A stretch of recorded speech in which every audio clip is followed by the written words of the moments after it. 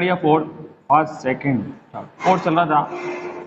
देखो उसमें असमीका उद्देश्य फलन सबको मैंने डिटेल से समझा था, एक बार और देख लेते हैं रफली। पहली जो असमीका थी आपकी, स्टार्टिंग से लिख लेते हैं अपन। मैक्सिमम z कितना दे रखा था अपन को, इसके अंदर डिटेल से लिख रखा है अपन ने। एक बार कंटिन्यू करने के लिए इसको वापस ले लेते हैं। मैक्सिमम z बराबर 3x1 प्लस 2x2 था, ठीक है। और असमीकाएं दे रखी थी अपन को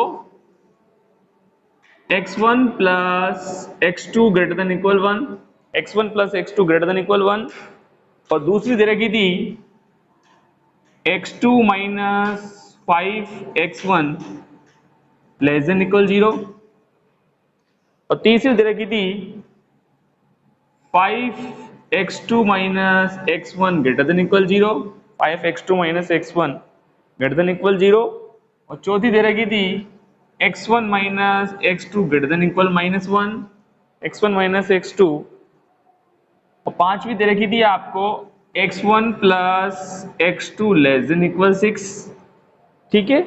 और 6 क्या दे रखी थी आपको, x1 लेस देन इक्वल 3। ये तो असमीकाएं होगी, ठीक है। और इसके ऋणोत्तर प्रतिबंध कितने दे रखे थे आपको, x1 greater than 0, x2 greater than 0, ठीक है। ये अपन को दे रखा था, अपन ने पूरी डिटेल से लिख लिया था। आप देखो इसमें अपन पॉइंट एक बार और चेक कर लेते हैं क्या क्या है अपने। जो फर्स्ट असमीका है उसको अपन 0 के बराबर करेंगे तो क्या आएगा, देख लेते हैं। इसके अंदर समीकरण रूप में लिखेंगे तो मैं वापस इसमें शॉर्ट में बता रहा हूं। तो x1 प्लस x2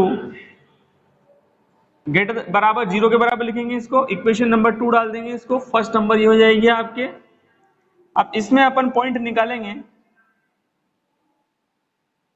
तो इसमें x1 बराबर 0 रखेंगे एक बार, इसमें x2 बराबर 0 रखेंगे, इसमें सॉरी x2 की वैल्यू 0 पर। जब पहली वाली जो असमीका है उसके अंदर अपन इसको 0 के बराबर रख देंगे, ठीक है। ये वाली समीकरण है अपने पास 0 के बराबर रखा है समीकरण के रूप। इसमें x1 बराबर 0 रखेंगे और इसमें x2 बराबर 0 पर। इसमें x1 की वैल्यू कितनी आएगी, x2 बराबर 0 पर x1 भी 0 आएगा, नहीं 1 है, 1 है, ठीक है। x1 प्लस x2 बराबर 1। तो x2 बराबर 0 पर x1 की वैल्यू आएगी 1, x1 बराबर 0 पर x2 की वैल्यू कितनी आएगी यहाँ 1, ठीक है।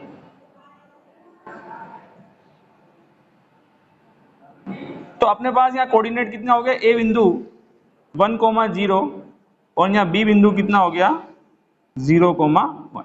ये पहली असमीका का हो गया। दूसरी असमीका का, ठीक है। दूसरी असमीका क्या थी मेरे पास, x2 माइनस 5x1। तो x2 माइनस 5x1 बराबर 0, इसको 0 के बराबर लिख देंगे। नंबर 3, ये सारी मैंने कल कैलकुलेशन बता दी, ठीक है। वापस देख लें इसमें ताकि अपना पॉइंट चेक कर लो। अब इसके अंदर अपन x2 बराबर 0 पर कोमा, और इधर क्या लिख देंगे अपन, x1 बराबर 0। कोऑर्डिनेट निकालना जरूरी है, ठीक है। x2 बराबर 0 पर, x1 बराबर 0 पर। x2 की वैल्यू 0 रखेंगे अपन तो x1 कितना आएगा, x1 भी कितना आएगा 0। इधर x1 बराबर 0 रखेंगे तो x2 कितना आएगा, ये भी 0 आएगा, ठीक है। तो इसमें जो कोऑर्डिनेट क्या हुआ आपके, इसमें भी दो कोऑर्डिनेट निकल गया आपके। सी बिंदु क्या निकला आपका 0,0 और डी बिंदु क्या निकला आपके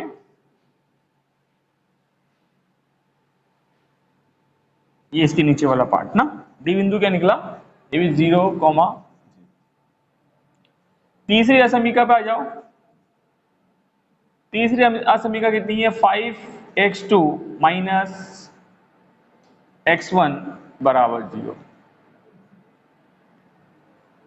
तीसरी इक्वेशन, जो पहली असमीका थी ये वाली जो असमीका है, ठीक है ना, x1 प्लस x2 इसको समीकरण ये मूल बिंदु की ओर होगी या मूल बिंदु के विपरीत होगी।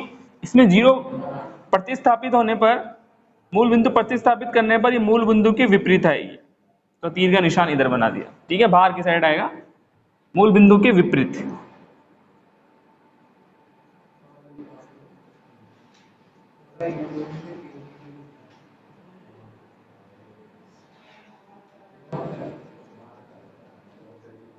ठीक है, और ये क्या होगा, मूल बिंदु की ओर होगा।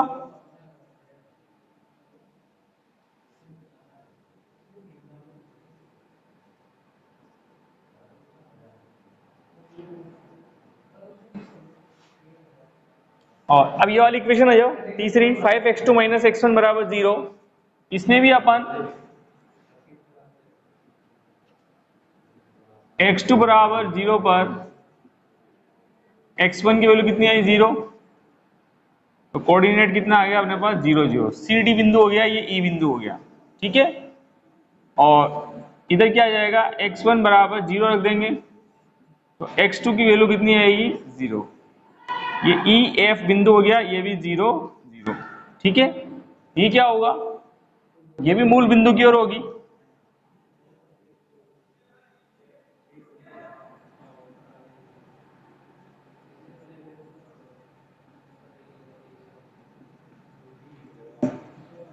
ठीक है, अब चौथी जो असमिका है वो क्या होगी, तो 0 के बराबर लिख देंगे,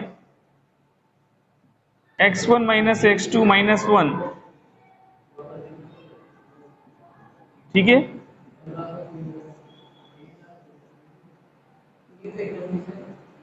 x2 = 0 पर x1 की वैल्यू -1, तो कोऑर्डिनेट कितना हो गए, -1, 0, जी बिंदु हो गया ये। x1 = 0 पर x2 की वैल्यू कितनी होगी, 1 हो जाएगी, 0,1 कोऑर्डिनेट हो जाएंगे इसके, कितना कोऑर्डिनेट हो जाएंगे, 0,1।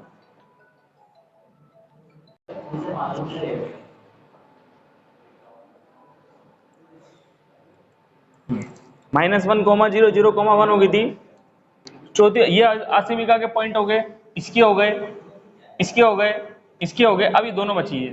तो 5th नंबर की देखो आप क्या थी मेरे पास, x1 + x2 = 6, ठीक है, x1 + x2 = 6। तो इसका अपन निकालेंगे, तो इसके जो कोऑर्डिनेट है, अपन x2 = 0 पर x1 की वैल्यू कितनी आएगी, 6 आ जाएगी यहाँ पर, और यहाँ x1 = 0 पर x2 की वैल्यू कितनी आएगी, ये 6 आ जाएगी। नहीं, x1 = 0 पर x2 की वैल्यू कितनी आएगी, यहाँ x2 की वैल्यू आएगी 6।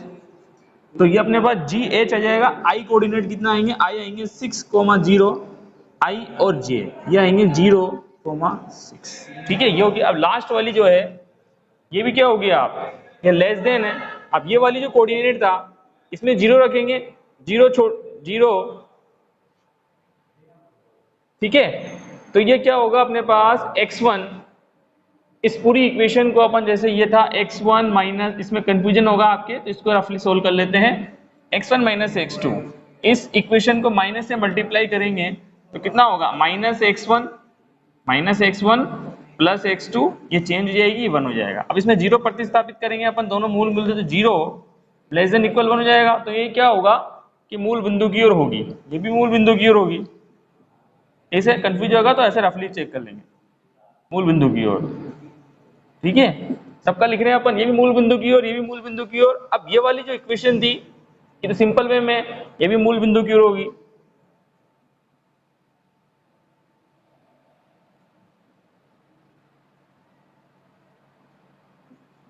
ठीक है, ये हो गया।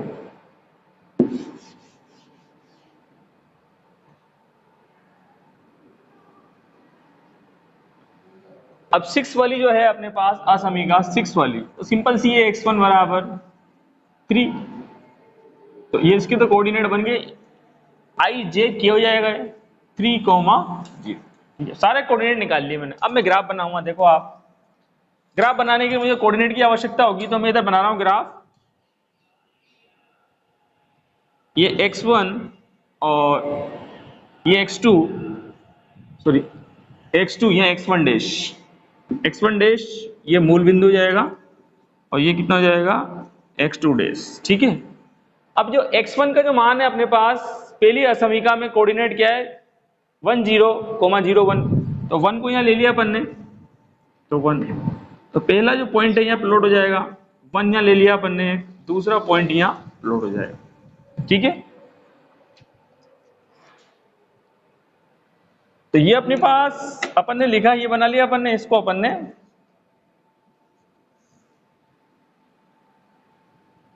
ये कौन सी असमीका थी मेरे पास x1 plus x2, x1 plus x2 बराबर 1, ये वाली, तो ये अपन ने इधर लिख देंगे इसको x1 प्लस x2 बराबर, ठीक है, कोऑर्डिनेट क्या था इसमें 1 0 और यहाँ क्या आ रहा था 0। ठीक है, अब ये क्या थी मूल बिंदु की ओर थी, मूल बिंदु के विपरीत थी ये, तो मूल बिंदु के विपरीत मतलब ये बाहर की तरफ आएगा तीर का निशान, मूल बिंदु की ओर नीचे आता है, मूल बिंदु के विपरीत है तो ऊपर आ गया। ठीक है, अब दूसरे कोऑर्डिनेट आ जाओ, मूल बिंदु है तो मूल बिंदु दोनों के यहाँ, ठीक है, उसके बाद वापस मूल बिंदु आ गए तो वापस मूल बिंदु के 0 0 यहाँ आ जाएगा। अब इसके बाद ये वाले को चौथे नंबर की असमीका आ जाओ, एक तो 0 1 0 1 यहाँ पर है, एक -1 0 या -1 x की वैल्यू कितनी है यहाँ पर -1 और x2 की वैल्यू कितनी है 0, तो ये आ जाएगा आपके पास ये, और दूसरा क्या था 0 1, तो ये असमीका क्या हो जाएगी आपके यहाँ हो जाएगी, इसको यहाँ मिला देंगे।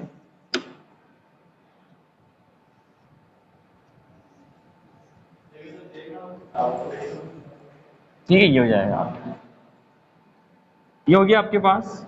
इस असमीका कौन सी है ये x1 माइनस x2 बराबर -1। ठीक है,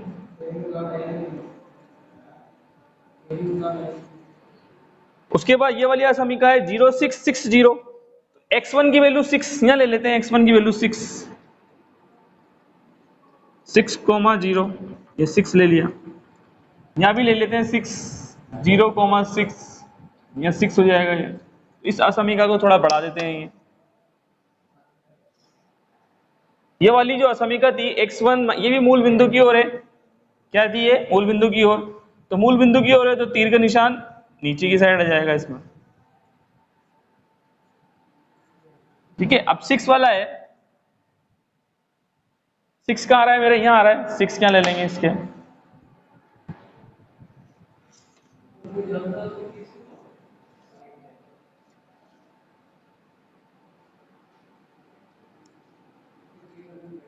हो जाएगा आपके पास, और ये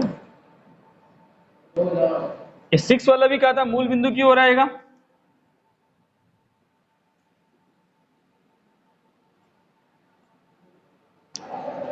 तो आपका एरिया जो होगा इन दोनों लाइन के बीच में होगा। ठीक है ना, अभी अपन का कंफर्म नहीं हो रहा, तो ये मूल बिंदु ये है तो आपके पास एक रेखा यूं आएगी। ठीक है, अब देखो इसके अंदर, अब इसमें एरिया निकालना है, एक तो 0 6 6 0। ठीक है, मूल बिंदु से अपन के पास दो रेखाएं गुजारनी है, दो मूल बिंदु आ रहे हैं आपके पास, तो एक मूल बिंदु को इधर गुजार देते हैं, एक मूल बिंदु को इधर गुजार देते हैं। ठीक है, अपन ने मूल बिंदु वाली अपने पास दो असमीका है, तो मूल बिंदु वाले अपने कौन कौन से, एक तो जी, एक तो है अपने पास कोऑर्डिनेट सी और डी।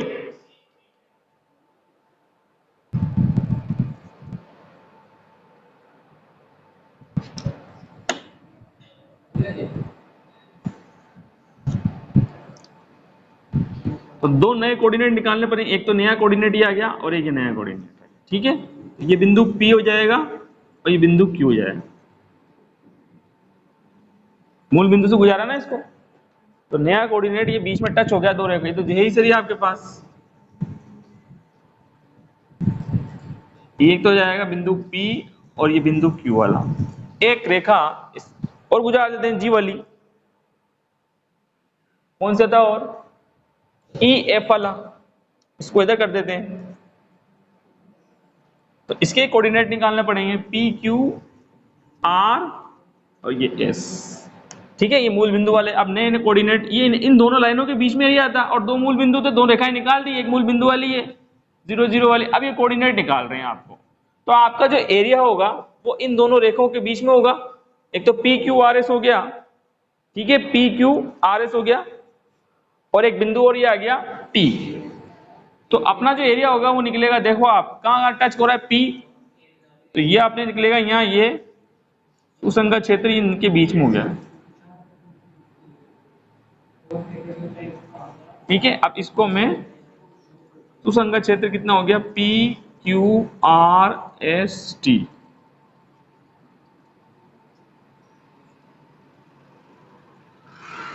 ठीक है, ये निकालना। मूल बिंदु थे, चार बिंदु मूल बिंदु पे थे अपने। एक तो था अपने पास, क्या था अपने पास, सी क्या था मेरे पास 0 0, डी भी क्या था 0 0, और एक था ई बिंदु तो 0 0, और एक क्या था एफ 0 0। तो मैंने क्या करा कि जो मूल बिंदु वाले थे उनको सबसे पहले प्लॉट कर लिया। अब मूल सी और डी, तो इन दोनों रेखाओं के बीच में एरिया निकालना है, तो ये अपन ने मूल बिंदु से एक लाइन खींच दी सी और डी वाली, सीधी खींच दी, टच नहीं करा किसी पे भी, ये खींच दी अपन ने ये वाली। और ई और एफ ये भी मूल बिंदु से खींच दी इधर, तो इनके बीच में ये एरिया कनेक्ट हो गया आपके पास सुसंगत क्षेत्र। एक का नाम दे दिया पी, पी पे कट रहा था, पी दे दिया, इसको क्यू, इसको आर, इसको एस और ये टी। अब P Q R S T की वैल्यू निकालनी है, उस पर अपन को मैक्सिमम मान चेक करना है। ठीक है, ये अपने पास सुसंगत क्षेत्र आ गया। अब देखो स्टेप बाय स्टेप, तो अपने ये आ गया एक में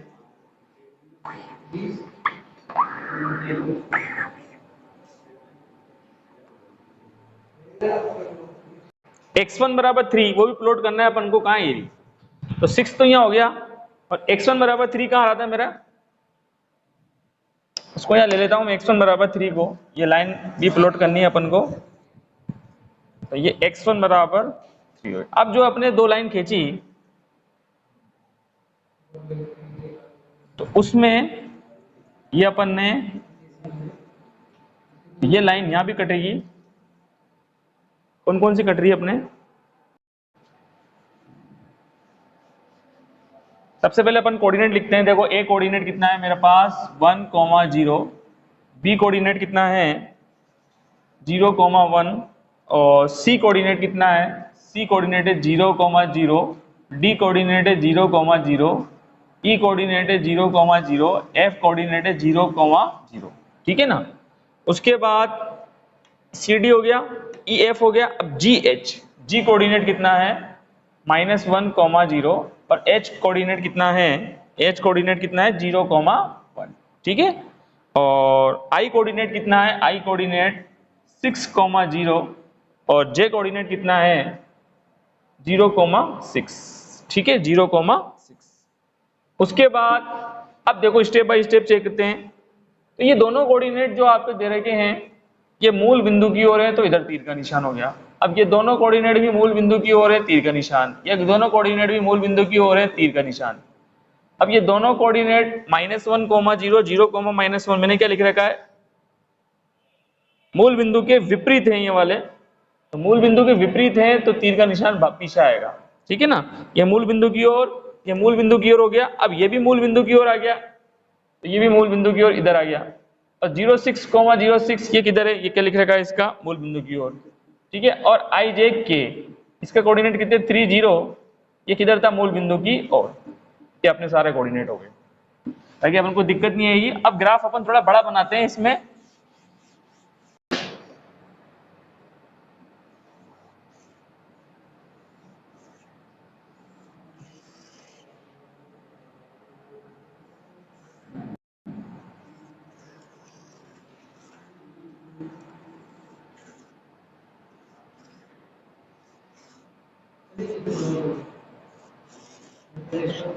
ठीक है, ये तो हो गया आपके x1, ये हो गया आपके x1 डैश। अपन ग्राफ दोबारा बना रहे हैं क्योंकि जगह कम पड़ रही थी, इसलिए उधर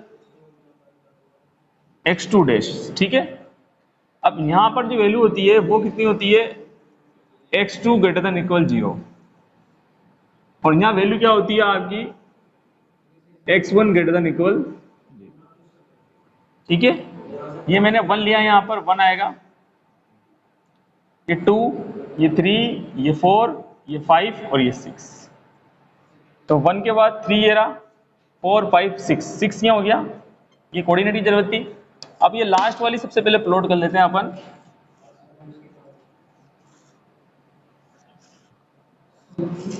ठीक है, तो ये कौन सी इक्वेशन थी अपनी, x1 बराबर 3, ये मूल बिंदु की ओर है।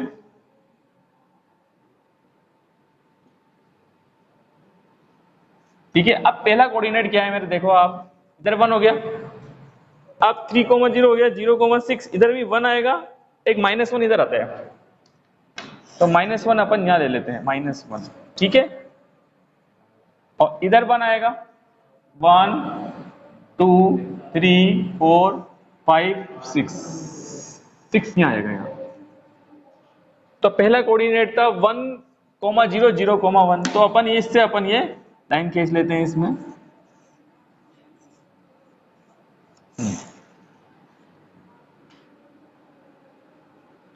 ठीक है, ये आ गया आपके।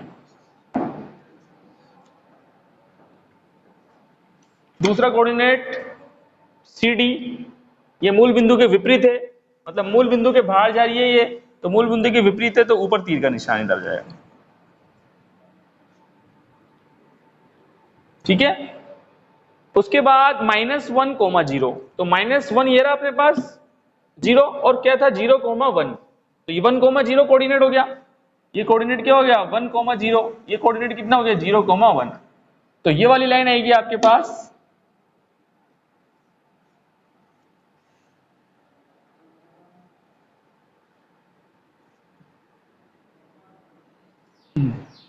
ठीक है, अब ये था मूल बिंदु की ओर, तो मूल बिंदु की ओर जाएगा ये। ठीक है, ऐसा जाएगा मूल बिंदु की ओर, ये भी मूल बिंदु की ओर आएगा, इसे इसको ऐसे बनाना है अपन को, ये आ गया इसके अंदर, ये -1,0 हो गया। अब इसके बाद ये वाले हो गए, ये वाले हो गए आपके पास, ये हो गए, ये हो गया 6 0, 6 कहाँ है 6,0, ये रहा आपके पास 6,0, और 0,6 कहाँ है यहाँ पर 0,6, ये आ गया आप, ये आपके पास पॉइंट आ गया यहाँ पर, इसको कर दिया, और ये पॉइंट क्या आ गया अपने पास, ये आ गया। अब आपको निकालना है 6,0 वाला, और ये तो अपन इसका केस लेंगे यहाँ।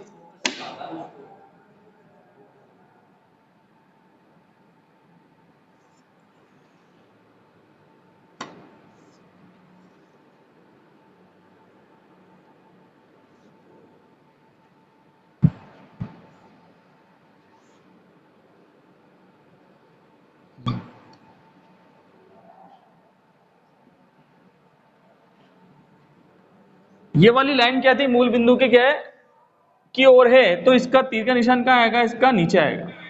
ठीक है, अब इसमें एक बिंदु और आ गया, ये प्रतिच्छेद बिंदु कट रहा है यहाँ पर एक, तो ये बिंदु अपन ने नोट कर लिया। अब आपको एरिया किसके बीच में निकालना है, 4 बिंदु हो गए आपके पास, 0,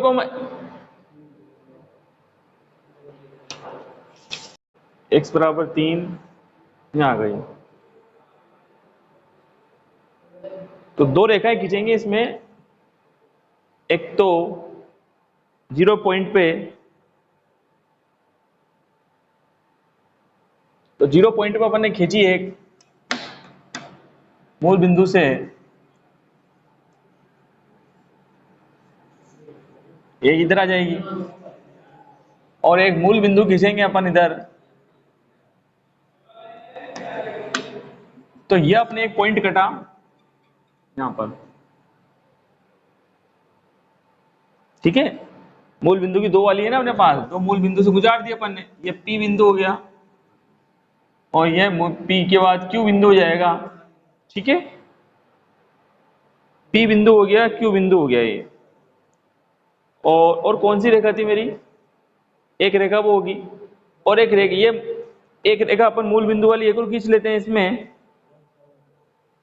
2 रेखा वाली कोऑर्डिनेट मतलब ये वाली होगी अपनी C और D वाली हो गई। अब E और F वाली,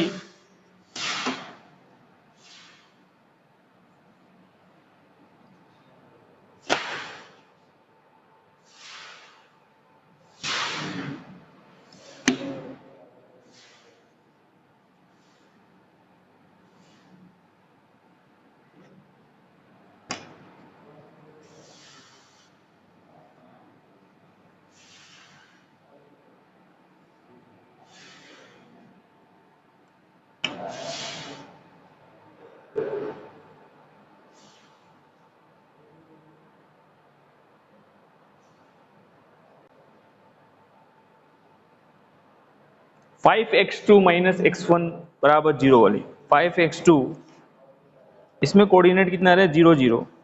ठीक है, तो अपने पास एक कोऑर्डिनेट यहाँ आ गया, एक और आ गया ये पी क्यू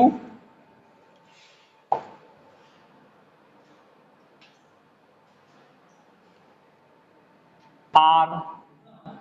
अब ये आ गया आपके पास एस, ठीक है, ए पी क्यू आर आ गया, और यह कोऑर्डिनेट कर रहा है अपने पास एस, ठीक है, और ये सीधा जो कोऑर्डिनेट आ रहा है आपके पास टी, ठीक है, टी आ गया, और ये कोऑर्डिनेट आ रहा है आपके पास इधर जो कट रहा है ये यू। ठीक, अब जो ये रेखा खींची ना मैंने ये वाली, ये रेखा कोऑर्डिनेट वाली किसको बता रही है, बता रहा हूं मैं इधर आपको, ये वाली रेखा और एक ये वाली रेखा, जो नई दो रेखा खींची है अपने अलग, तो ये 0 0 बिंदु आ रहे थे, तो इन दोनों को अपन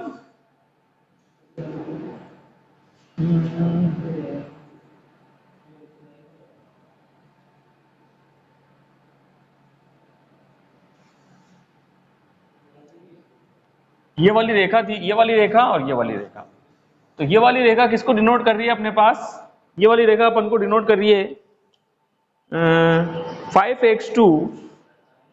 5x2 माइनस x1, ये रेखा डिनोट कर रही है 5x2 माइनस x1 बराबर 0 को, और ये वाली रेखा जो डिनोट कर रही है अपने पास मूल बिंदु कोऑर्डिनेट निकले थे इसके, क्या कोऑर्डिनेट निकले थे इसके मूल बिंदु वाले, ये वाली है, सॉरी 5x2 माइनस x1 बराबर 0, और ये वाली जो रेखा थी अपने पास फर्स्ट वाली, तो सीधी जो अपने जा रही है टच हो रही है इधर, ये रेखा कर रही है x1 माइनस 5x2 बराबर, ठीक है, तो आपका एरिया किस किस के पॉइंटों के बीच में निकला मैंने शो कर दिया, तो आप बनाते हैं इसको, देखो ये लाइन खींच दें,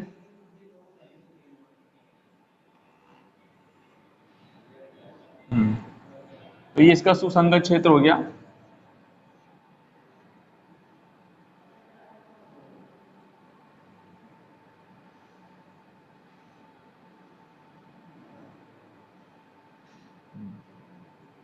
P Q R S T U, 5 point निकालने पड़ेंगे,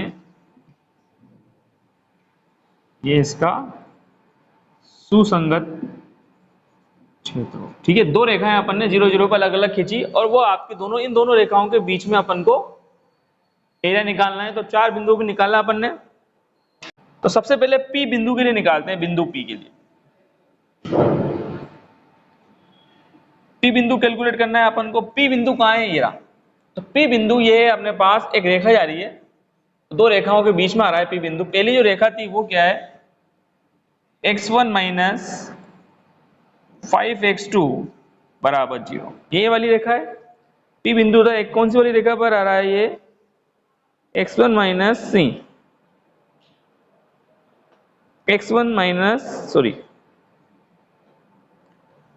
5x2 minus x1, 5x2 minus x1, ठीक है, और 5x2 माइनस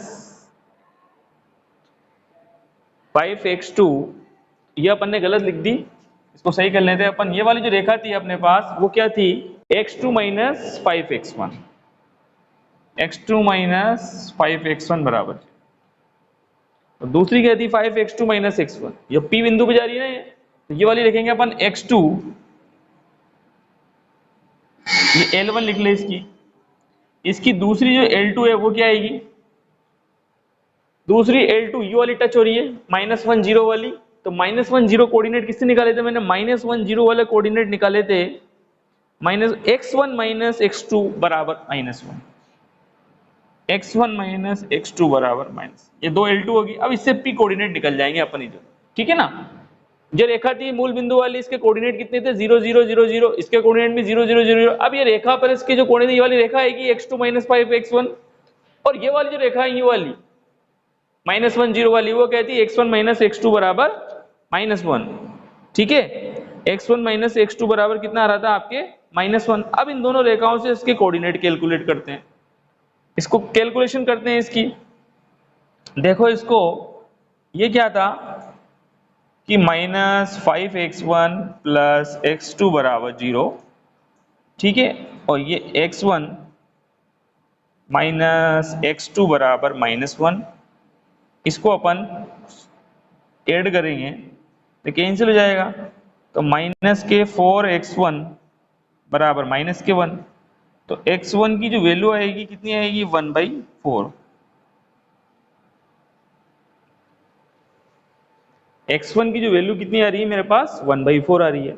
अब x2 की वैल्यू निकाल सकते हैं अपन इससे, तो x2 की वैल्यू कितनी आएगी देखो इधर आप,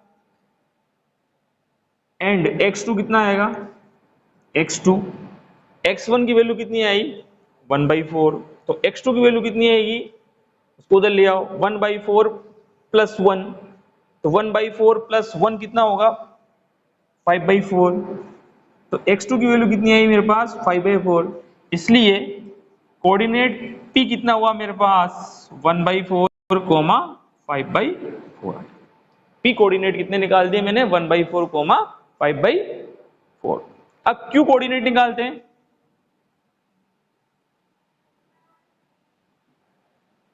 बिंदु q, बिंदु q में भी दो रेखा चूज करनी पड़ेगी L1 और L2, कौन कौन से q पे टच हो रहे हैं, ये q आ गया, q वाला ये है ही सही अपने पास,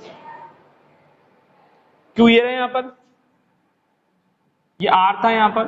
अब q बिंदु पे ये वाली रेखा आ रही है जो भी थोड़ी देर पहले लिखी थी, वही रेखा बिंदु q को टच कर रही है, कौन सी वाली, एक तो कर रही है x2 माइनस 5x1 बराबर 0, ठीक है, और एक ये वाली, ये कौन सी वाली है ये, नहीं सीधी वाली, एक तो ही कर रही थी कौन सी वाली 5x2 वाली, और एक न्यू है तो कौन सी आ गई है, न्यू वाली थी 0 1 प्लस 1 1 0 वाली। तो पहली इक्वेशन क्या थी, पहली इक्वेशन क्या थी x1 प्लस x2 बराबर 1, x1 प्लस x2 बराबर, ठीक है, ये वाली थी x1 प्लस x2 बराबर 1। अब इन दोनों रेखाओं की सहायता से कोऑर्डिनेट कैलकुलेट करते हैं, देखो देयरफॉर, तो पहला जो कोऑर्डिनेट है -5x1 प्लस x2 बराबर 0, और दूसरा कोऑर्डिनेट क्या था x1 प्लस x2 बराबर 1, इसको माइनस कर देते हैं, घटा देते हैं, इसको घटाने की कोशिश करते हैं, तो ये माइनस प्लस ये माइनस को जाएगा, ये माइनस का ये माइनस का, ये कैंसिल, तो माइनस के 6x1 बराबर माइनस के 1, ठीक है, तो दिस इंप्लाइज दैट x1 की जो वैल्यू आएगी वो आएगी 1/6, x1 की वैल्यू कितनी आई 1/6, ठीक है, x1 की वैल्यू कितनी आई 1/6 आ गई। अब x2 की वैल्यू निकालते हैं अपन q कोऑर्डिनेट, p बिंदु ये वाला गया, p बिंदु निकल गया अपने पास, p बिंदु आ गया यहाँ पर, q बिंदु भी इधर कैलकुलेट कर लेते हैं, अर्थात एंड q, ठीक है, q मत x2 की वैल्यू कितनी आएगी, ये 1/6 आ गई, इधर इधर ले गए तो ये आ गया 1/6 -1, तो -1 करेंगे तो माइनस के 5/6 हो जाएंगे, तो प्लस के 5/6 हो जाएंगे, तो x2 कितना आ गया मेरे पास प्लस के 5/6, तो q बिंदु कितना आ गया, q बिंदु कितना आ गया अपने पास, इसको मैं इधर लिख देता हूं यहां पर, q बिंदु आ गया, अर्थात q बिंदु आ गया मेरे पास 1/6 5/6, ठीक है, ये आ गया, ठीक है। अब मैं दोनों बिंदु, कितने बिंदु निकालने हैं आप लोगों को, P निकाल लिया, Q निकाल लिया, अब R निकालना है, S निकालना है, T निकालना है और U निकालना है, तो एक एक करके जो जो कोऑर्डिनेट आए होंगे लिखते रहता हूं, तो क्या अपन मिटाते जाएंगे, दिक्कत हो जाएगी। P बिंदु कितना कैलकुलेट करा था मैंने 1/4 5/4, Q बिंदु कितना कैलकुलेट करा मैंने 1/6 5/6, ठीक है, 1/6 5/6। अब मेरे को कौन सा बिंदु कैलकुलेट करना है, P हो गया मेरे पास, Q हो गया, अब मैं R निकालूंगा, R देखते हैं अपन, इधर लिख देता हूं मैं R,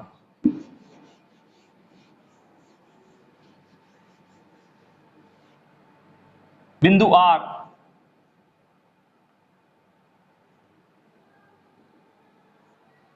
R का है मेरे पास, ये रेखा जा रही है R पे, तो सिंपल सी पे L1 क्या हो जाएगी इसकी x1 प्लस x2 बराबर 1, ठीक है, एक तो ये रेखा हो गई, और एक ये मूल बिंदु वाली कौन सी जा रही है आपके पास, L2 5x2 माइनस x1 बराबर 0। ठीक है, इसको सोल्व करते हैं अपन। देखो x1 प्लस x2 बराबर 1 माइनस x1 प्लस 5x2 बराबर 0, कैंसिल हो जाएगा, 6x2 हो जाएगा यहाँ, 6x2 बराबर 1, x2 बराबर 1/6 एंड x1 निकाल लो आप,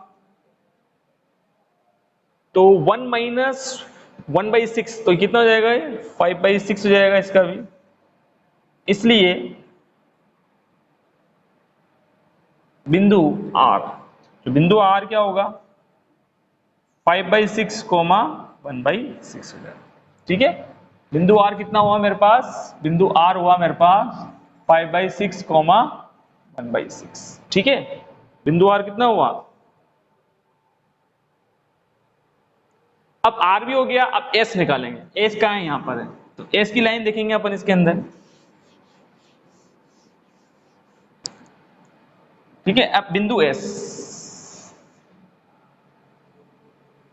बिंदु S निकालना है अपन को। बिंदु पहले इसकी L1 चूज करें, फिर L2। S में L1 कहाँ आ रही है, L1 तो वो सिंपल सी इसकी x1 बराबर 3। ठीक है, x1 बराबर 3, और एक ये रेखा ये भी ऐसे टच हो रही है, ये कौन सी वाली आ गई, ये मूल बिंदु वाली, 5x2 माइनस x1 बराबर 0। तो x2 की वैल्यू निकाल लेंगे इसमें, x1 तो दे रखा है, तो x2 की वैल्यू कितनी आएगी, x1 की जगह 3 रखेंगे, देयर, इसलिए x2 इक्वल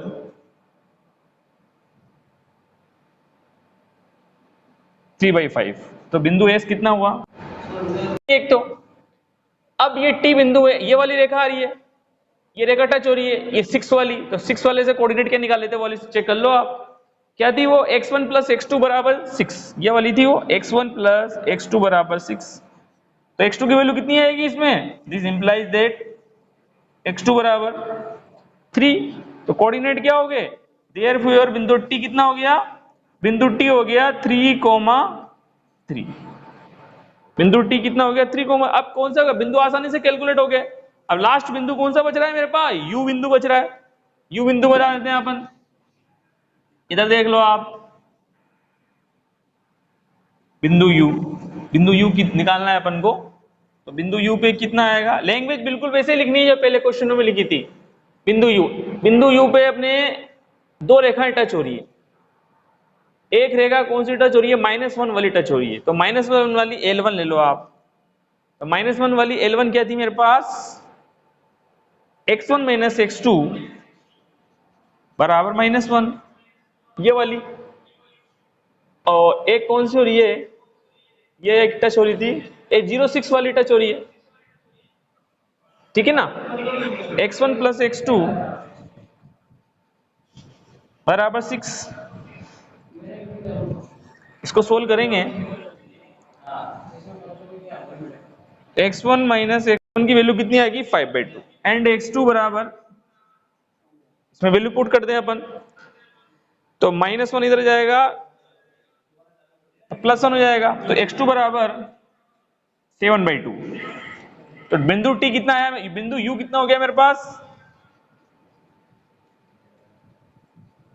बिंदु U हो गया 5/2 7/2। इन जो भी आपके 5 P बिंदु, Q बिंदु, R बिंदु, S बिंदु, T बिंदु भी निकाल लेते मैंने, T बिंदु 3,3 और U बिंदु कितना आया मेरे पास 5/2 7/2। In first, second, third, fourth, fifth, 6 बिंदुओं पर अपन को मैक्सिमम मान चेक करना है। ग्राफ का काम कंप्लीट हो गया अपना। अब देखो टेबल बना के अपन को बताना है कि मैक्सिमम किस बिंदु पर है। ठीक है, तो टेबल बनाते हैं अपन, लैंग्वेज में लिखते हैं थोड़ा सा।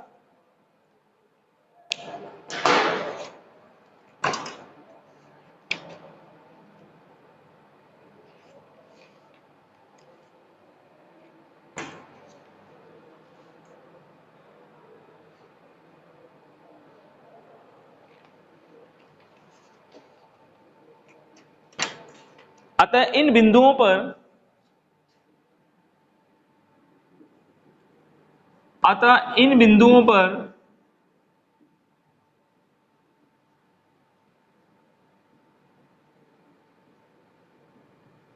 उद्देश्य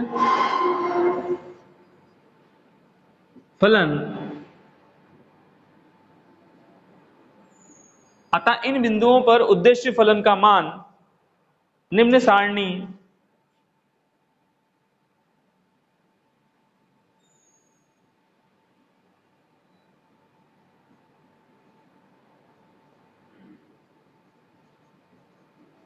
ठीक है। तो शीर्ष हो जाएंगे यहां पर, कौन कौन से शीर्ष पे आ रहा है ये x1, ये x2, उद्देश्य फलन z का मान z। अपने पास z क्या था 3x1 प्लस 2x2।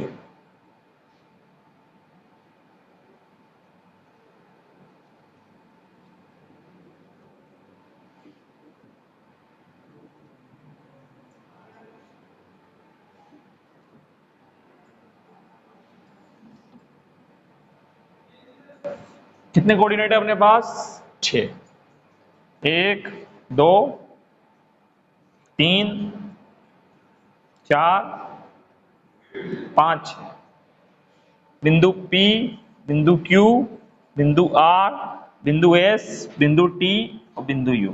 बिंदु P 1/4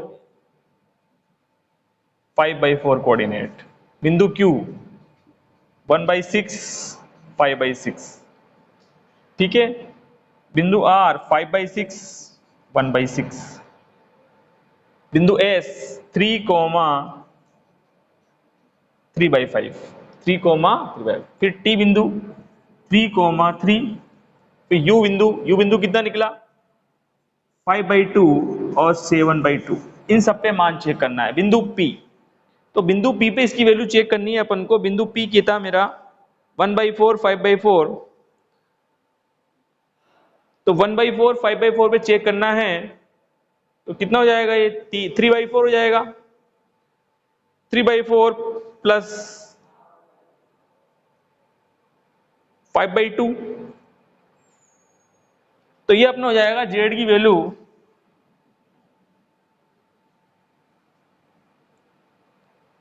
13/4। अब Q बिंदु चेक करें 1/6 5/6 पे, इसकी वैल्यू कितनी आएगी 13/6, ठीक है। अब उसके बाद 5/6 और 1/6, 5/6 और 1/6 पे z की वैल्यू कितनी आएगी 17/6, ठीक है। कैलकुलेट कर लिया अपन ने 17/6। उसके बाद 3 और 3/5 पे z की वैल्यू निकालनी है अपन को, इसमें वैल्यू पुट करनी है आपको। तो कितनी हो जाएगी ये 3,3/5 पे हो जाएगी 51/5, ठीक है। 3,3 करेंगे सिंपल है, तो 3 × 3 9 प्लस 6 हो जाएगा ये, तो 15 हो जाएगी इसकी तो z इक्वल। अब लास्ट क्या है u 5/2, 7/2, 5/2, 7/2, z इक्वल कितना आएगा 29/2। अब इसमें मैक्सिमम पार्ट चेक करना है अपन को, तो इसमें मैक्सिमम पार्ट अपने किस पे आ रहा है, इसमें 6, अब ये 4 है, ये 13 है, इसमें इसका भाग लगाएंगे अपन तो समथिंग ये 3 के लगभग आएगा, ठीक है। 3 पॉइंट ये इसमें भाग लगाया 3.2 के लगभग आएगा। इसमें भाग लगाएंगे समथिंग कितना आएगा आपके 2, ठीक है 2.1 आ जाएगा। अब इसमें मैक्सिमम पार्ट कितना दे रहेगा, इसमें लगाएंगे अपन तो 3 पॉइंट के समथिंग आएगा। इसमें पार्ट लगाएंगे अपन, इसमें 10 के लगभग आएगा, तो इसका मैक्सिमम पार्ट कितना होगा 15 आएगा। यहां पर मैक्सिमम पार्ट कितना आएगा इसका 15।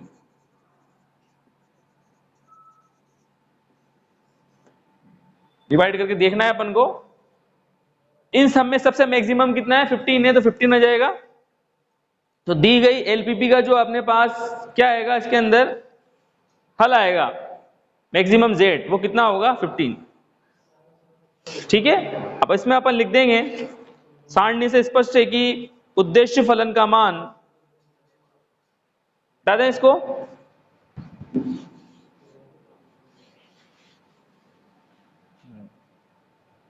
अतः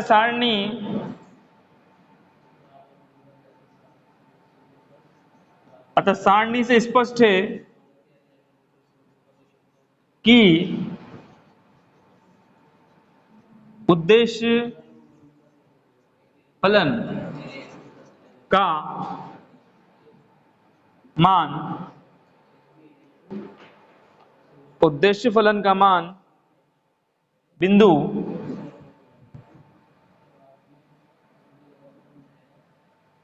एस, बिंदु एस था नहीं, बिंदु टी 3,3, बिंदु टी पर मैक्सिमम है, इसलिए दी गई एलपीपी के इष्टतम हल के लिए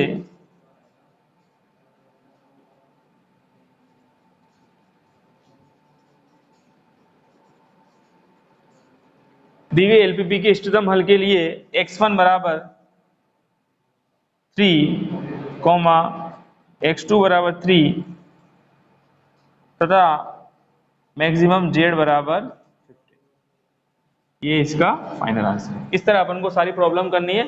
अब नेक्स्ट प्रॉब्लम आपको मंडे को नेक्स्ट क्लास में बताएंगे, प्रॉब्लम नंबर 5। Good morning.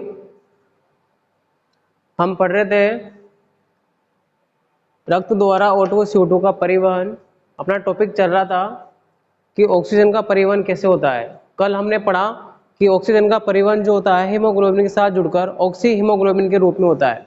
ठीक है, वहाँ पर ऑक्सी हीमोग्लोबिन का जो एक संतृप्तिकरण है, मतलब जब दोनों का जो जुड़ाव होता है वो PO2 के दाब पर निर्भर करता है। कल हमने पढ़ा जैसे जैसे PO2 का दाब अधिक होता जाता है वैसे वैसे बॉन्डिंग होती जाती है, और जैसे जैसे दाब कम होता जाता है वैसे वैसे ससंतृप्तिकरण कम होता जाता है, और Hb प्लस O2 अलग अलग हो जाते हैं, और ऑक्सीजन तो ऊतकों में चली जाती है और हीमोग्लोबिन वही रह जाता है। ठीक है, अब इन दोनों गैसों का जो परिवहन कैसे हो रहा है ना, ये वो अपन देख रहे हैं, क्योंकि अपन इसके बाद पढ़ेंगे CO2 का परिवहन कैसे होता है ना। तो ये एक अतिरिक्त चित्र है जो मैंने आप लोगों को समझाने के लिए बनाया है कि ऑक्सीजन का CO2 का परिवहन जो है हीमोग्लोबिन के द्वारा या आरबीसी के द्वारा कैसे हो रहा है ना। अभी अपन अपना जो कल का जो टॉपिक चल रहा था ऑक्सीजन का परिवहन वही चल रहा है। इसमें हम दोनों का देखेंगे, ऑक्सीजन और CO2 का, फिर हम इसके बाद में CO2 का भी पढ़ेंगे, है ना। CO2 को हम अलग से भी पढ़ेंगे और इसमें भी समझेंगे, और इसी चित्र में हम ऑक्सीजन के बारे में भी समझेंगे जो हमने कल पढ़ा था। कल हमने पढ़ा कि ऑक्सीजन हीमोग्लोबिन के रूप में ऑक्सीजन का परिवहन होता है ना, वो कैसे होगा, और आज हम देखते हैं इसमें सारी प्रोसेस कैसे होती है परिवहन की। फिर हम इसमें कंटिन्यू अपन पढ़ेंगे इसके बाद अगले नेक्स्ट डायग्राम में कि CO2 का परिवहन कैसे होता है ना। तो ये एक अलग से आपको बनाने के समझाने के लिए बनाया गया है चित्र है। देखो इसमें क्या होता है, जो ऊतक होते हैं या सेल्स होती है, कोशिकाएं, वहां पर ऑक्सीजन के द्वारा ग्लूकोज का ऑक्सीकरण होता है, CO2 का निर्माण होता है ना। जैसे CO2 का निर्माण हो रहा है, अभी CO2 जैसे इसका परिवहन भी 3 प्रकार से होता है, एक भौतिक रूप से होता है, एक बाइकार्बोनेट के रूप में होता है ना, एक कार्बनिक अम्ल के रूप में होता है। ऐसे 3 प्रकार से इसका परिवहन होता है, वो हम आगे पढ़ेंगे। और ऑक्सीजन का भी होता है, कल हमने पढ़ा। अब देखो ये CO2 जैसे आरबीसी में आती है, तो इस CO2 यहाँ पर जल के साथ क्रिया करके, प्लाज्मा में जो जल पाया जाता है उससे क्रिया करके H2CO3 बना लेती है ना। ये कार्बनिक अम्ल है। H2CO3 आगे जाके क्या करता है, HCO3 आयन में टूट जाता है और H प्लस आयन में टूट जाता है। अब इसका जब विघटन होता है कार्बनिक अम्ल का, तो जो कार्बोनेट जो HCO3 आयन बनता है ये तो बाहर चला जाता है। किसके बाहर, इस आरबीसी से बाहर। और बाहर से इस आयन को संतुलित करने के लिए, इस माइनस आयन को संतुलित करने के लिए जो क्लोराइड आयन है ये अंदर की तरफ आता है ना। इस क्रिया को कहा जाता है क्लोराइड विस्थापन। ठीक है, यानी कि इस HCO3 को जब ये बाहर जाएगा प्लाज्मा में तो इस प्लाज्मा से Cl माइनस अंदर आएगा। हमने पढ़ा था कि प्लाज्मा के अंदर आयंस भी पाए जाते हैं।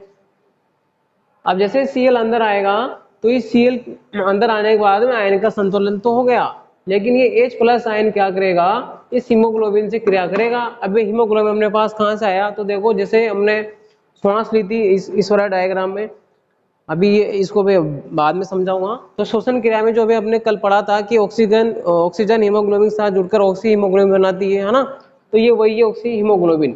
ये ऑक्सी हीमोग्लोबिन जब यहाँ पर PO2 क्या होगा, कम होगा, CO2 क्या होगा, ज्यादा होगा, सीधी सी बात है।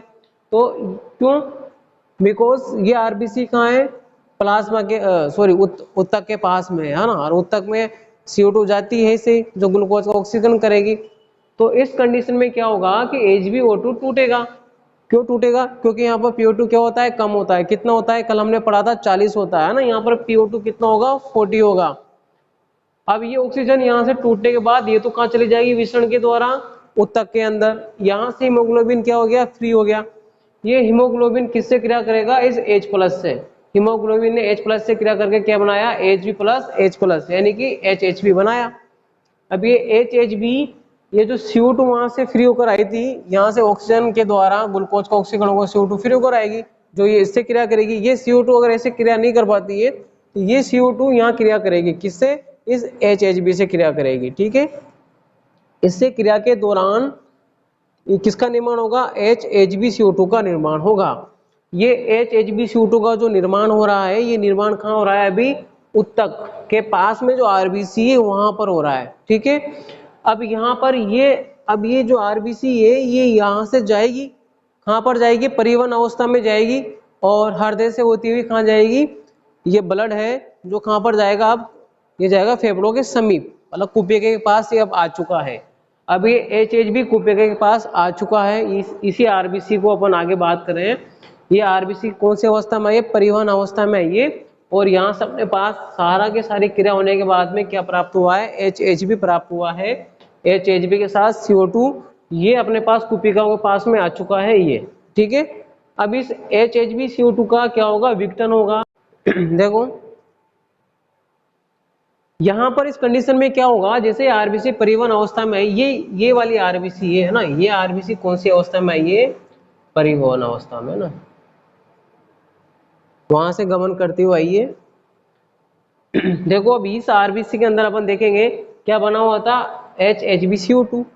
अब इस कंडीशन में क्या होगा कि जैसे इसके पास आती है तो इसके यहाँ पर PCO2 क्या होता है, कम होता है, और PO2 क्या होता है, ज्यादा होता है। PO2 कितना होता है, यहाँ पर कल हमने पढ़ा था 105 होता है, और PCO2 कितना होता है, 45 या 44 के आसपास होता है ना, और कुपिया के अंदर तो 40 रह जाता है, और फिर इसके बाद कितना रहता है, 0.33 है ना, क्योंकि यहाँ से बाहर जाएगी।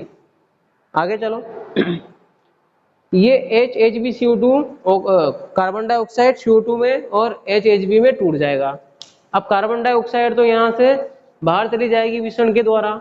नेक्स्ट कंडीशन में आगे देखो क्या होता है, ये HHB H प्लस और HB में टूट जाएगा।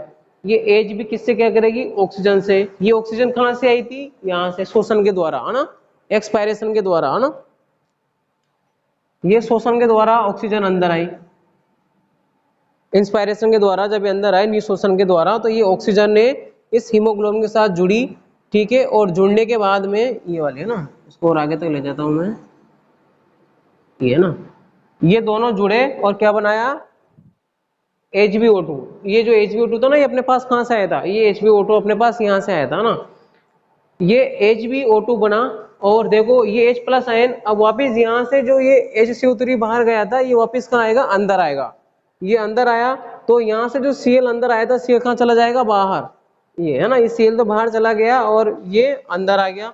ये अंदर आने के बाद में इससे जुड़ा और क्या बनाया, H2CO3 बनाया, जो कि आगे जाके H2O और CO2 में टूट जाता है और CO2 कहाँ निकल जाती है, बाहर। ये प्रोसेस कहाँ पर हो रही है, यहाँ पर हो रही है। ठीक है, ये प्रोसेस सेम होती रहती है, ये दोनों सेल्स में चलेगी। ठीक है, लेकिन मेन क्या है, यहाँ से ऑक्सीजन अंदर आती है।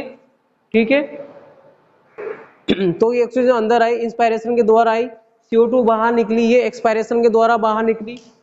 अंतर कितना सा है, दाब का अंतर है। कल मैंने सबसे पहले आपको जब ये चीजें समझाने लगा था तो एक डायग्राम बनाया था इंपोर्टेंट, उसी चित्र में मैंने आपको सारे दाबों के बारे में बताया था कि कौन सा दाब कहाँ पर लगता है ना। तो ये भी वेरी मोस्ट इंपोर्टेंट है, ये सारी क्रिया भी दाब के ऊपर ही डिपेंड है ना। यहाँ पर PCO2 ज्यादा है इसलिए हीमोग्लोबिन इसके साथ जुड़ा, PO2 कम है इसलिए इनका विघटन हुआ। कल मैंने समझाया था आपको जब अपन ऑक्सीजन का परिवहन पढ़ रहे थे, तो अपन ने लास्ट टाइम पर भी एक चीज सीखी थी कि जैसे जैसे PO2 का मान कम होता चला जाएगा वैसे वैसे इनका विघटन होता चला जाएगा, है ना।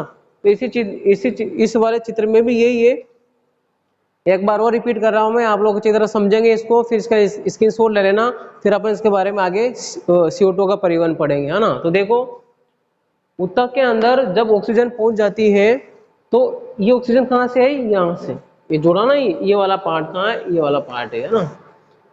ऑक्सीजन जब पहुंच गई थी, कल हमने ऑक्सीजन का परिवहन पढ़ा, तो ऑक्सीजन अब ऊतकों के पास पहुंच चुकी थी, जहां पर Hb और O2 का विघटन हुआ, वियोजन हुआ। ये यहाँ पर जैसे देखो, तो ये ऑक्सीजन चल गई अंदर और यहाँ से हीमोग्लोबिन क्या हो गया था, फ्री हो गया था।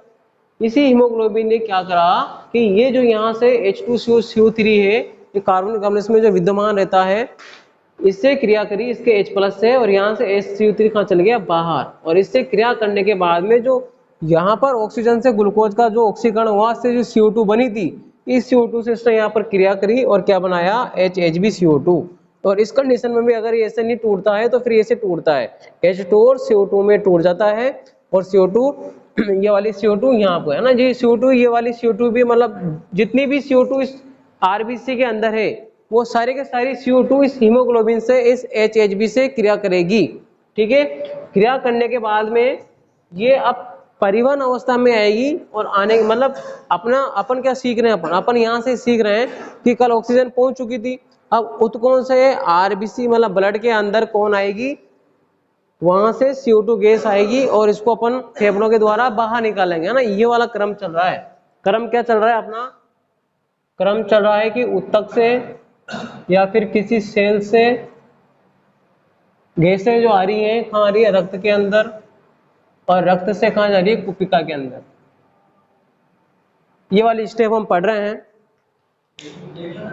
आने के बाद में देखो, अब ये HHb जो CO2 है, यहाँ पर ये क्या करेगा, CO2 और HHb में टूट जाएगा। क्यों टूटेगा, क्योंकि यहाँ पर क्या है, PCO2 क्या है, कम है, और PO2 क्या है, ज्यादा है। टूटने के बाद में ये HHb ऑक्सीजन से क्रिया करेगा। ये ऑक्सीजन कहाँ से आई, जो हमने सांस ली इंस्पायरेशन के द्वारा, ऑक्सीजन अंदर आई, क्योंकि हम जानते हैं कि बाहर वायुमंडल में PO2 का मान क्या है, ज्यादा है, 159.6 mmHg है, और हमारी कुपिया के अंदर कितना होता है, 105 होता है।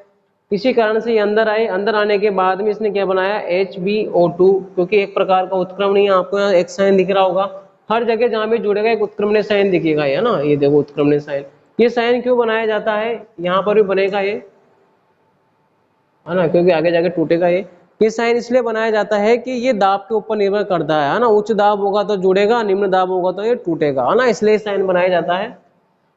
ये बन गया। यहाँ पर इसने वापस से, जैसे ये HCO3 अंदर आया, तो इसने इससे क्या करें, कार्बोनेट आयन से, बाई कार्बोनेट आयन इसको हम कहते हैं, और H2CO3 बनाया, कार्बनिक अम्ल बनाया, जो कि H2 और CO2 में टूट जाता है, और CO2 कहाँ चली जाती है, बाहर, प्लाज्मा से विलीन होती है, कहाँ चली जाएगी, बाहर। बाहर कहाँ, कुपिका में, कुपिका से बाहर वायुमंडल में चली जाएगी। ठीक है, तो आप लोग इसका स्क्रीनशॉट ले लीजिए, फिर मैं आगे नेक्स्ट अपन पढ़ेंगे। धन्यवाद। कल ऑक्सीजन का परिवहन हमने पढ़ लिया था। अब आज का जो अपना मेन टॉपिक है वो यहाँ से शुरू होता है ना, CO2 का परिवहन। इससे पहले मैंने आपको दोनों कंबाइंड बनाकर दिखा है कि कैसे पूरी प्रोसेस होती है। अब आज हम पढ़ेंगे CO2 का परिवहन। देखो, यही अपना मेन टॉपिक आज का। CO2 का जो परिवहन है 3 रूप में होता है। पहला है भौतिक रूप में,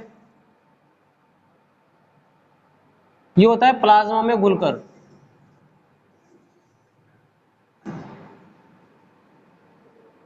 ओके, सेकंड अपना होता है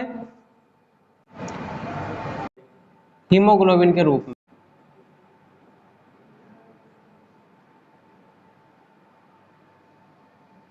तीसरा है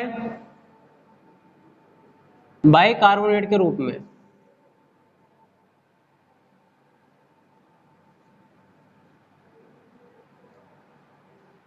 तो देखो, CO2 का जो परिवहन है 3 रूप में होता है। पहला है भौतिक रूप में, जो प्लाज्मा में घुलकर ये होता है अपना 7%। HB हीमोग्लोबिन के साथ कार्ब एमिनो हीमोग्लोबिन के रूप में ये अपना होता है 23%।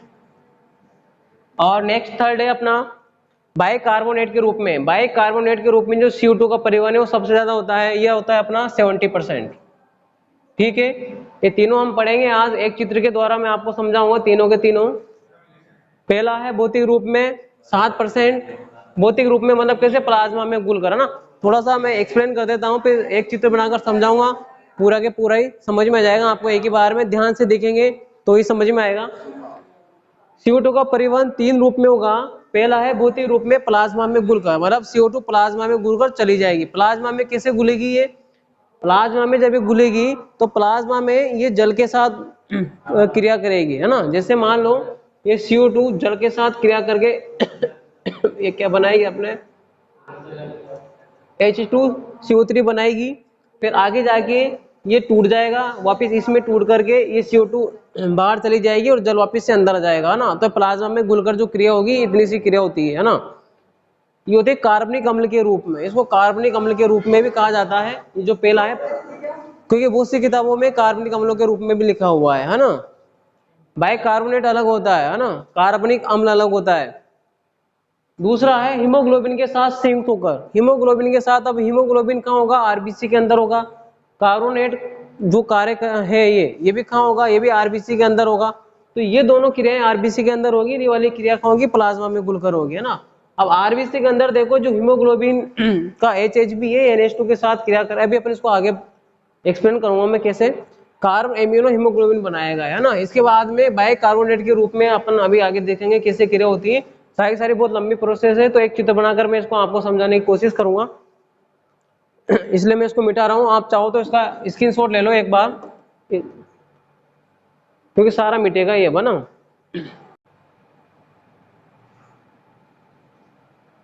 यह है अपनी कॉपी का, और ये यहां से,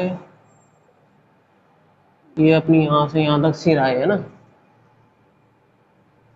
ठीक है, ये प्लाज्मा अभी अपन बनाएंगे आगे। मैं आरबीसी बना देता हूं।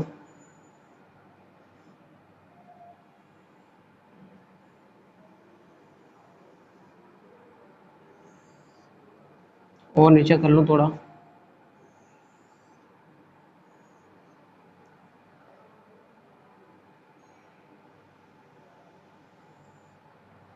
इसको थोड़ा बड़ा कर लेते हैं, इसमें थोड़ा ज्यादा काम होगा।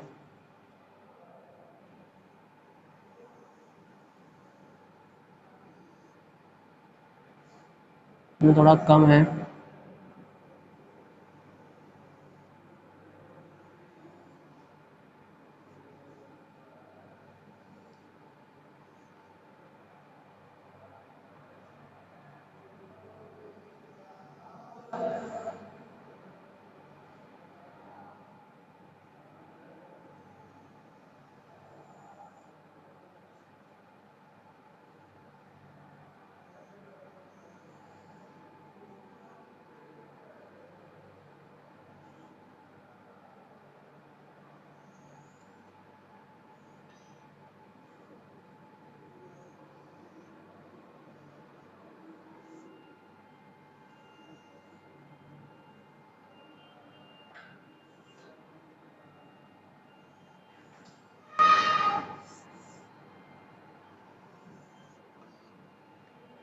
देखो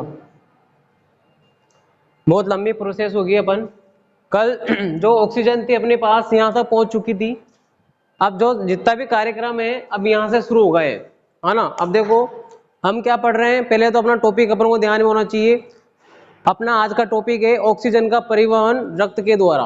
अब रक्त ऑक्सीजन को कैसे लेकर जाएगा, है ना। तो मैंने अभी आपको जो 3 स्टेप बताए थे, वो तीनों स्टेपों को मैं इस चित्र में बनाकर समझाने की कोशिश करूंगा आपको।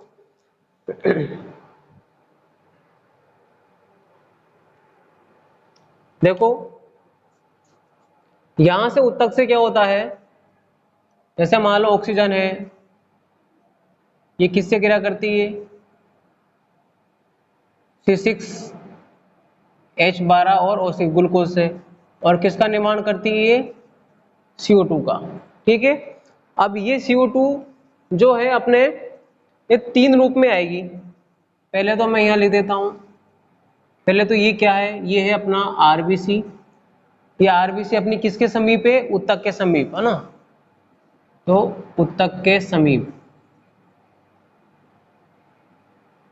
ये वाली जो RBC है अपने, ये RBC है परिवहन अवस्था में,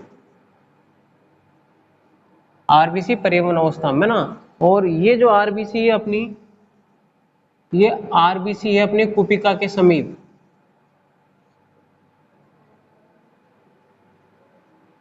ठीक है, अब देखो ये जो ऑक्सीजन है, इस ऑक्सीजन का परिवहन 3 रूप में होता है। कल हमने अभी आज ही हमने पढ़ा था कैसे होगा, कि एक तो होगा प्लाज्मा के द्वारा, ये प्लाज्मा है बाहर, इस प्लाज्मा के द्वारा कितना होगा, 7% CO2 का होगा।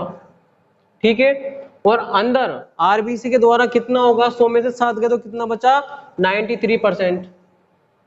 93% CO2 का जो परिवहन होगा किसके द्वारा होगा, RBC के द्वारा होगा, है ना। अब इस RBC में भी देखो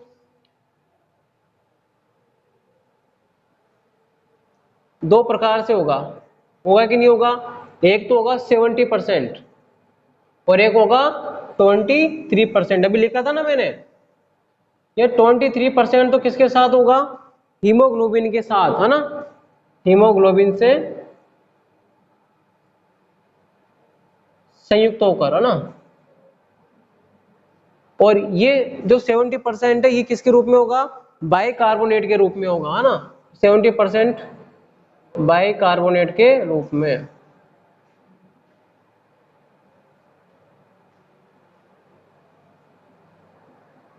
अरे समझ में आ रहा है ना ये।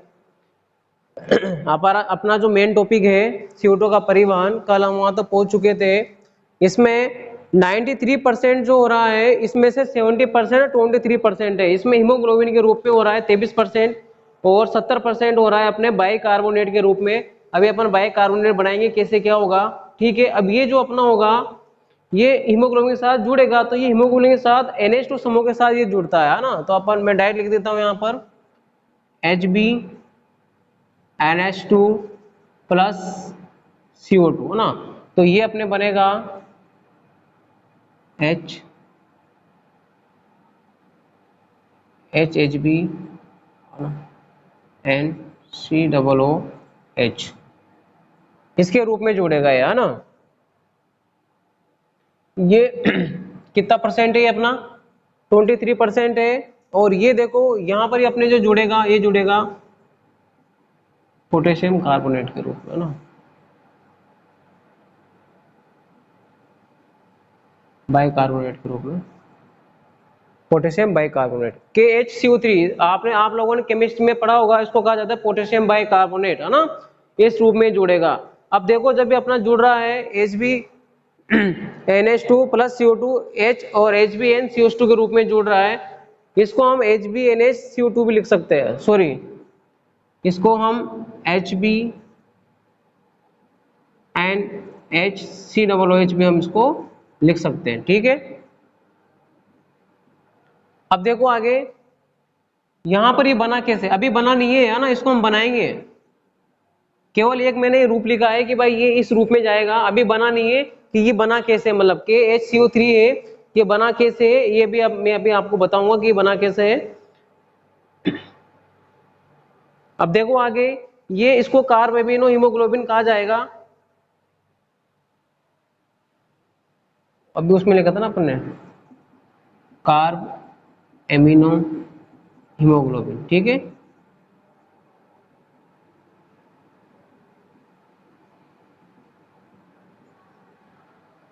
ये यहीं खत्म हो गया। अब इस पर इसकी बात करते हैं कि ये इस रूप में बना कैसे। तो ये इस रूप में से बनता है कि यहाँ पर CO2 प्लस H2O जुड़ते हैं, ये किसका निर्माण करेंगे, H2 और CO3 का निर्माण करेंगे। यहां पर अपने पास ये पड़ा रहता है। ठीक है, ये टूटेगा आगे जाके CO3 माइनस और H प्लस में, ठीक है। तो यहां से ये जुड़ेगा, ये तो इसके साथ जुड़ेगा, तो डायरेक्ट लिख देता हूं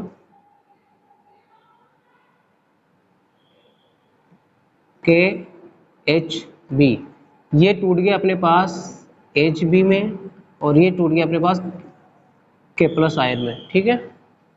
ये तो बन गया अपने पास, ये दोनों जुड़कर HHB, और ये दोनों जब जुड़े ये और ये दोनों मिलकर अपने पास बना KHCO3, ये बना अपने पास बना पोटेशियम बाइकार्बोनेट। ये जो बना इस रूप में होगा ना, और एक इसका जो रूप है ये मैंने लिख दिया इस रूप में होता है।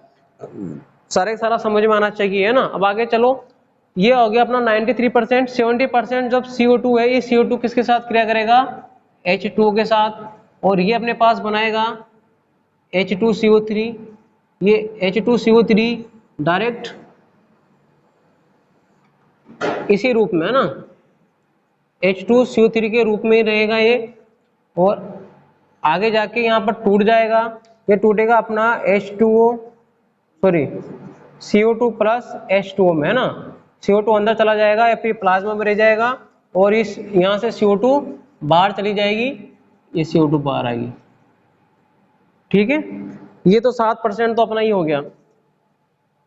देखो अगर आप आराम से समझोगे धीरे धीरे करके तो ही आपको समझ में आएगा, एक साथ लेकर समझोगे तो समझ में नहीं आएगा, है ना। एक एक चीज को दोबारा स्टेप बाय स्टेप समझाऊंगा मैं।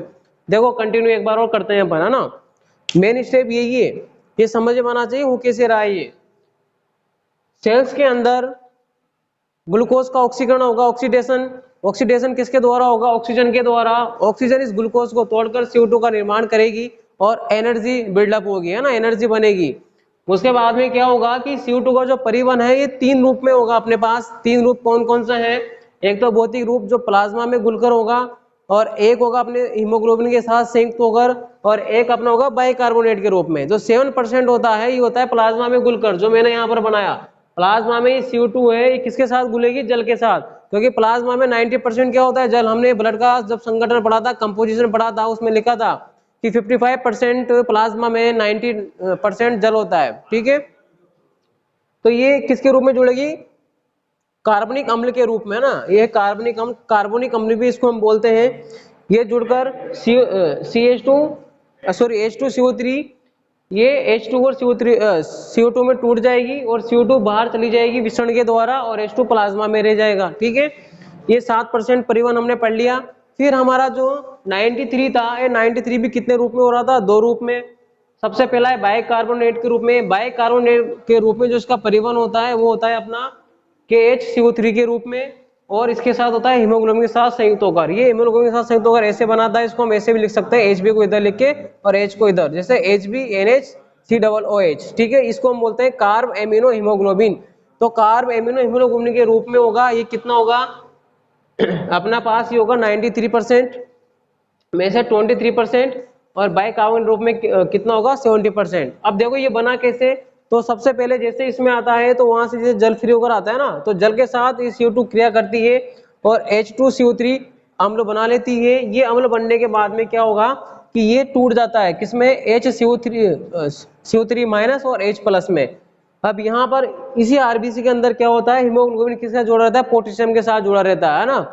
तो यहाँ से दोनों अलग होते हैं और ये क्या बना लेता है, हीमोग्लोबिन, और ये आयन में टूट जाता है पोटेशियम आयन में।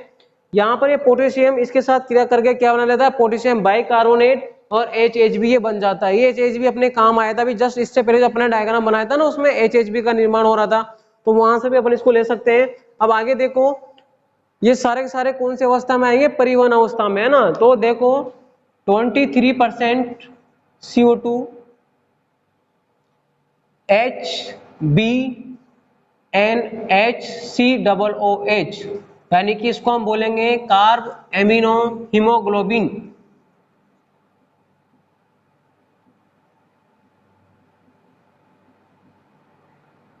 रूप में।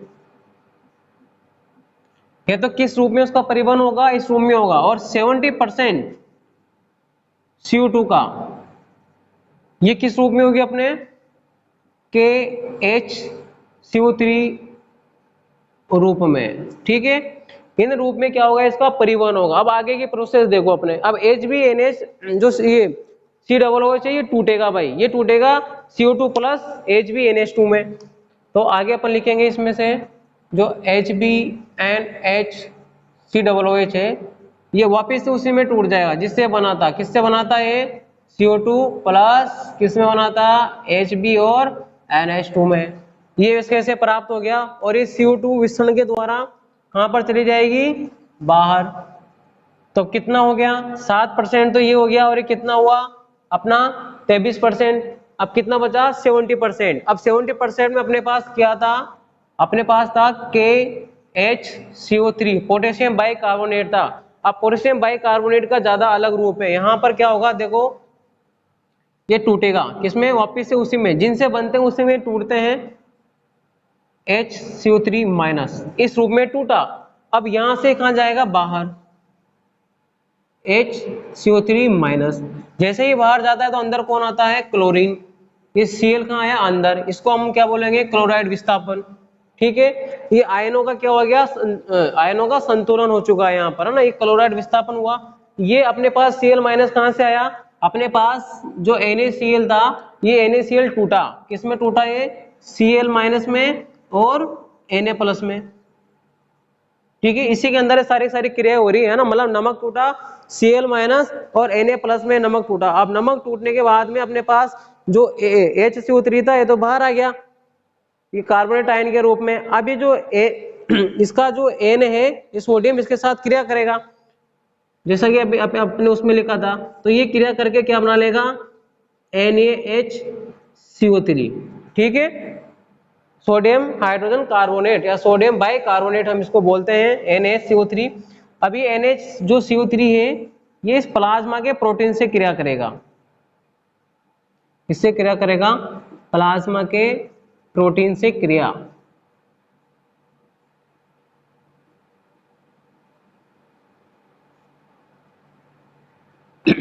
प्लाज्मा के प्रोटीन से क्रिया होने के बाद में इसमें CO2 का निर्माण होता है ना, प्लाज्मा के प्रोटीन से क्रिया, इसको आगे ले जाता हूं मैं। और फिर इसमें बनती है लास्ट में CO2 क्रिया होने के बाद में, और इस CO2 को हम कहाँ निकाल देंगे, बाहर, ठीक है। ये कितनी जा रही है 23%, ये कितनी जा रही है 70%, और ये कितनी जा रही है 7%, ठीक है।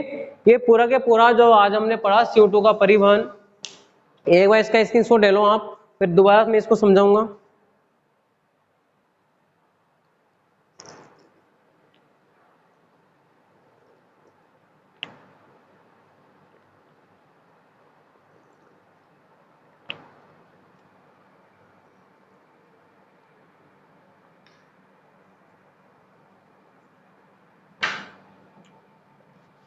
देखो अपना टॉपिक है CO2 का परिवहन, है ना, इसके नीचे लिख देता हूं मैं, रक्त द्वारा CO2 का परिवहन। सर मीटिंग तो चालू ना। देखो उत्तक या कोशिका में जो ये CO2 है ये बनी कैसे, ग्लूकोज के ऑक्सीकरण से। ऑक्सीजन ने ग्लूकोज को तोड़ा और CO2 का निर्माण हुआ। अब ये CO2 का जो परिवहन है हम पढ़ रहे हैं 3 रूप में होगा। पहला भौतिक रूप में जो कि कार्बनिक अम्ल के रूप में होता है, दूसरा हीमोग्लोबिन के साथ संयुक्त होकर जो कि कार्ब एमिनो हीमोग्लोबिन के रूप में होता है, और तीसरा होता है बाइकार्बोनेट के रूप में, जो कि किसके रूप में होगा, पोटेशियम बाइकार्बोनेट के रूप में होगा कैसे, देखो इसमें से 7% तो प्लाज्मा में घुलकर, प्लाज्मा में किसके साथ घुलेगी CO2, जल के साथ। प्लाज्मा में जल के साथ घुलकर कार्बनिक अम्ल बनाती है, जो कि आगे जाके टूट जाता है ये CO2 प्लस H2O में। जल तो यहाँ की यहीं रह जाएगा, प्लाज्मा का जल है, और ये CO2 बाहर चली जाती है विसरण के द्वारा, कोशिका से शरीर के बाहर निकाल दी जाती है ना। आगे चलो 93% है जो 2 रूप में होगा, बाइकार्बोनेट के रूप में और हीमोग्लोबिन के साथ संयुक्त होगा। इसमें से 70% तो होगा बाइकार्बोनेट के रूप में, 23% होगा अपना हीमोग्लोबिन के साथ संयुक्त होकर। इस 70% में जो बाइकार्बोनेट बनता है पोटेशियम बाइकार्बोनेट। ये पोटेशियम बाइकार्बोनेट बना कैसे? क्योंकि सबसे पहले क्या होता है, ये जो CO2 है, ये CO2 जो 70% CO2 है, जल के साथ क्रिया करेगी। जल के साथ क्रिया करने के बाद में क्या बनाएगी? H2CO3, जो कि किस में टूटेगा? HCO3 माइनस और H प्लस में। HCO3 माइनस है, ये किसके साथ क्रिया करेगा? पोटेशियम के साथ। ये पोटेशियम कहाँ से आया? यहाँ आरबीसी के अंदर क्या बना रहता है? H और H भी बना रहता है। जो हीमोग्लोबिन तो इसके H के साथ क्रिया करके HH भी बना लेगा, और ये पोटेशियम इसके साथ क्रिया करके क्या बना लेगा? Potassium bicarbonate. इसी तरीके से ये जो 23% CO2 है, ये हीमोग्लोबिन से संयुक्त होती है, और उसमें भी किससे होती है? NH2 समूह से। इससे जुड़ने के बाद में क्या बना लेती है? HbNHCOOH बना लेती है। इसको हम बोलते हैं कार्ब एमिनो हीमोग्लोबिन। अब इनका क्या होगा? परिवहन। तो सेकंड स्टेप में क्या होगा? आरबीसी की जो परिवहन अवस्था है उसमें हीमोग्लोबिन कार्बन डाइऑक्साइड है, ये तो कार्ब एमिनो हीमोग्लोबिन के रूप में परिवर्तित होती है, और 70% पोटेशियम कार्बोनेट के रूप में परिवर्तित होती है। जैसे ही फिर ये आरबीसी किसके पास पहुंचती है? कुपिका के पास पहुंचती है। इस कंडीशन में क्या होता है कि ये वापस से कार्ब एमिनो हीमोग्लोबिन टूट जाता है। किसमें टूटेगा? ये CO2 और HbNH2 में। HbNH2 कैसे रह जाएगा? बाद में काम आएगा वापस से, और ये CO2 बाहर निकाल दी जाती है। अब बचा कौन अपने पास? ये बचा, इसका नाम क्या है? 70 जो परसेंट हो रहा है, ये तो हो रहा है 23%, और ये हो रहा है 70%। 70% जो हो रहा है अपना किसका रूप में हो रहा है? पोटेशियम बाइकार्बोनेट के रूप में। भाई ये जो आरबीसी है, इसके बीच में सारे में प्लाज्मा है ना? आरबीसी के चारों तरफ प्लाज्मा रहेगा ऐसे ही ब्लड के अंदर, वाहिका के अंदर। जैसे शिरा है, पूरी पूरी इस शिरा है, इस शिरा के अंदर ये आरबीसी मैंने बनाई हुई है, बीच बीच में सारी में प्लाज्मा भरा हुआ है, ऐसा समझो आप, है ना? अब ये वापस टूटेगा, जिससे बना था, किससे बना था? पोटेशियम आयन से और HCO3 आयन से। ये बाहर चला जाता है। चूंकि ये बाहर चला जाएगा तो क्या हो जाएगा? यहाँ पर धन आयन की अधिकता हो जाएगी, ठीक है, ऋण आयन की क्या हो जाएगी? कमी। इसलिए बाहर से कौन आता है? क्लोरीन आयन अंदर आता है। इसको कहा जाता है क्लोराइड विस्थापन, जो भी अपन ने उसमें पढ़ा था। क्लोराइड विस्थापन किससे होता है? NaCl टूटेगा, जिससे क्या बनेगा? Cl माइनस और Na प्लस। Na प्लस तो किससे जुड़ेगा? इससे जुड़ेगा, और जुड़कर क्या बना लेगा? NaHCO3, और Cl माइनस कहाँ चला जाएगा? अंदर। क्या नाम है इसका? NaCO3 का सोडियम बाइकार्बोनेट या सोडियम हाइड्रोजन कार्बोनेट हम इसको कहते हैं। ये बनने के बाद में प्लाज्मा के प्रोटीन PR, है ना, ऐसा लिखा होता है, मतलब किसी बुक में लिखा होगा PR, ऐसे प्लाज्मा प्रोटीन को PR के नाम से रिप्रेजेंट करते हैं। इससे जुड़ने के बाद में लास्ट में जो क्रिया होती है इस प्रोटीन के साथ, तो क्या बनता है? CO2 बनती है ना, और इस CO2 को बाहर निकाल दिया जाता है विसरण के द्वारा। तो सारा सारा CO2 का परिवहन हमारा खत्म हुआ, ठीक है। इसके बाद हम पढ़ेंगे अब नेक्स्ट क्लास में। इसका स्क्रीनशॉट आपने ले लिया होगा। इसको अच्छी तरह समझना आप कल का और आज की जो दोनों डायग्राम है, इनको एक एक करके पढ़ना, फिर इनको संयुक्त रूप से समझना, तभी आपको समझ में आएगा अच्छी तरीके से, है ना। और एग्जाम में आने वाला क्वेश्चन है, और इम्पोर्टेंट क्वेश्चन है कि गैसों का परिवहन, है ना। 10 नंबर के क्वेश्चन में आते हैं ये दोनों। इसमें कल अपने जो ऑक्सीजन का पढ़ा था वो लिखना है आपको, आज जो इससे पहले डायग्राम बनाया वो लिखना है, और ये वाला डायग्राम लिखना है।